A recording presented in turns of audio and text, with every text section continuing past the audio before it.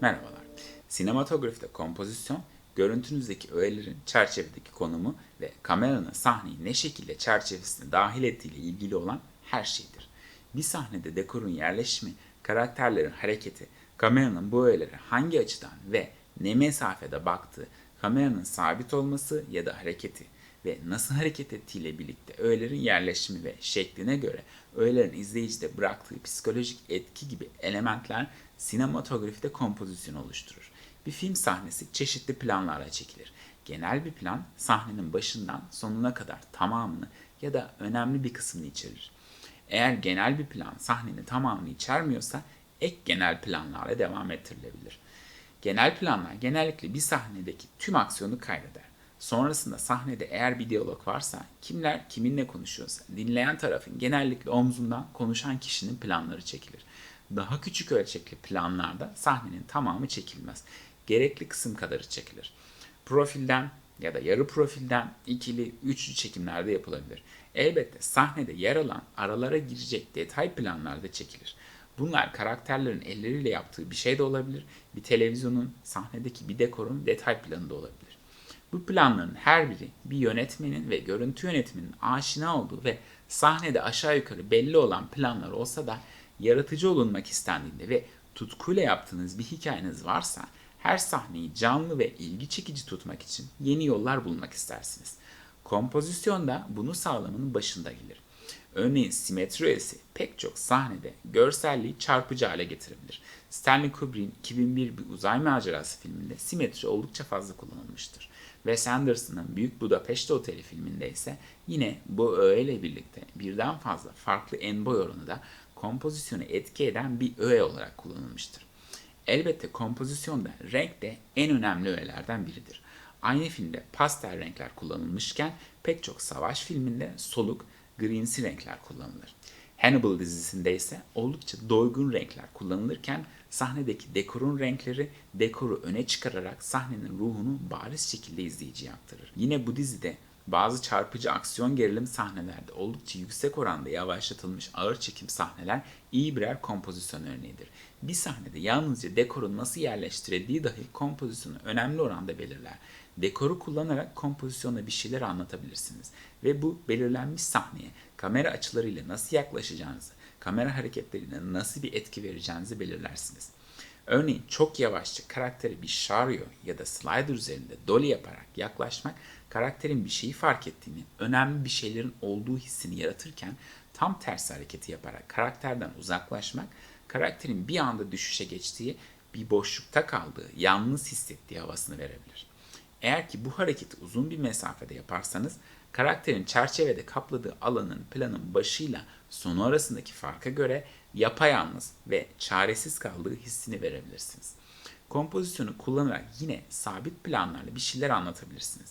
Örneğin bir sahneyi ya da bir sahnenin önemli bir kısmını tripodda sabit bir planla çekip çerçevenin tam ortasında olmayan, çerçevenin kısmen görebildiği kısımlarda olan bir aksiyonu ve hatta zaman zaman ya da en önemli anlarda çerçeve dışında olan bir aksiyonla sahneye daha az müdahaleyle ve biraz da gizem öğelesiyle birlikte bir kompozisyon oluşturabilirsiniz. Örneğin Supernatural dizisinin 11. sezon 4. bölümü bu konuda benim favorilerimden biri. Bu bölümün tamamında kamera bir arabanın içinden çıkmıyor ve bazen arabanın dışında, kameranın gördüğü alanların dışında önemli aksiyonlar oluyor. Ve biz bunu göremiyoruz. Bu da hikayeye inanılmaz bir hava katıyor. Bazense yine sabit bir plan kullanıp kameranın aksiyona gitmesini değil, aksiyonun kameraya gelmesini sağlayabilirsiniz.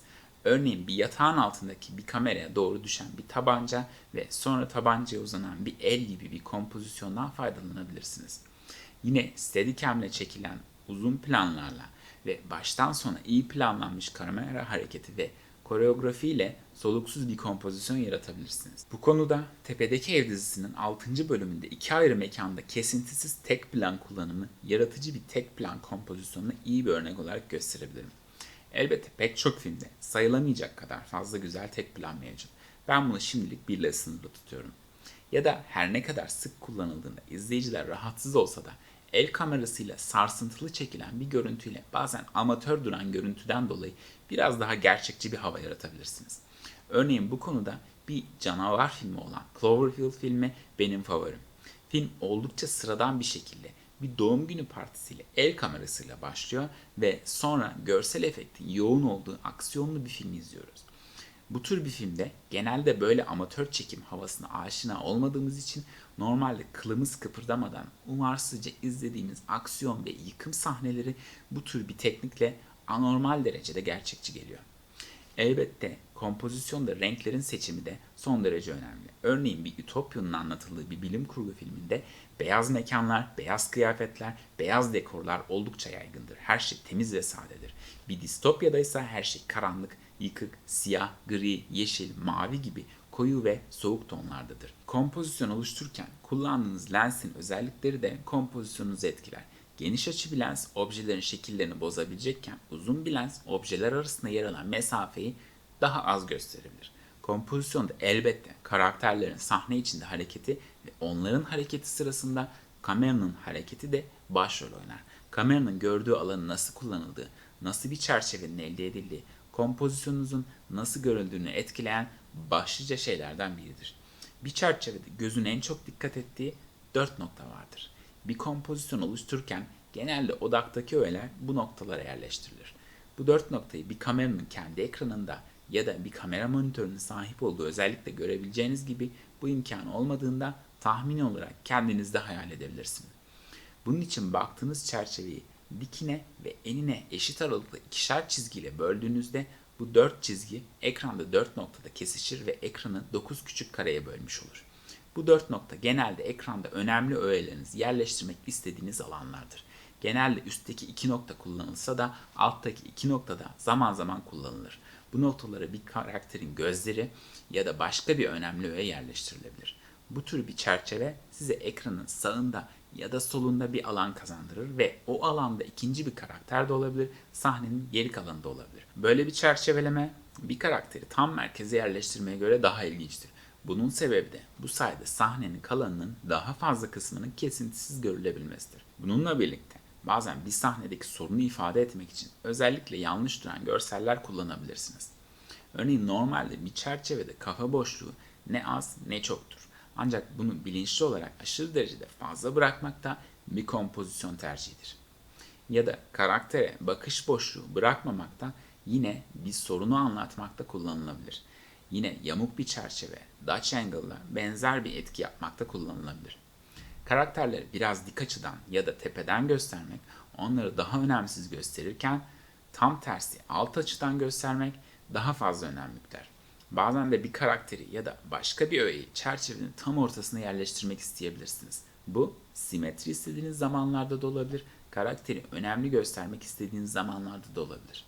Işıklandırma sinematografinin yarısıysa kompozisyonda diğer yarısıdır denebilir. İyi bir göze sahip olan bir yönetmen ya da bir görüntü yönetmeni dendiğinde iyi bir kompozisyon oluşturabilmek akla gelen ilk şeylerden biridir. Bu öğe videolarınıza film havası vermekte başta gelen etkenlerden biridir.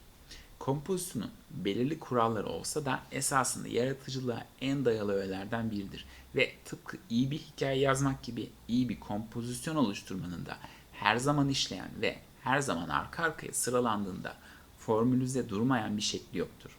Birazı pratikle ve teknikle geliştirilen, biraz da içinizde olan bir yetenektir. Ya vardır ya yoktur.